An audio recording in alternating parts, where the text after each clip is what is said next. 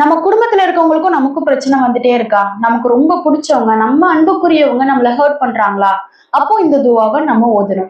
அல்லாஹ் சொல்லி காட்டுறான், ரப்பனா இக்ஃபிர் லனா வலி இஹ்வானினா அல்லதீன சபகூனா பில் ஈமானி வலா தஜ்அல்னி ஃபீ குலூபினா கில்லல் லில்லதீன ஆமனூ ரப்பனா இன்னக ரഊஃபுர் ரஹீம்.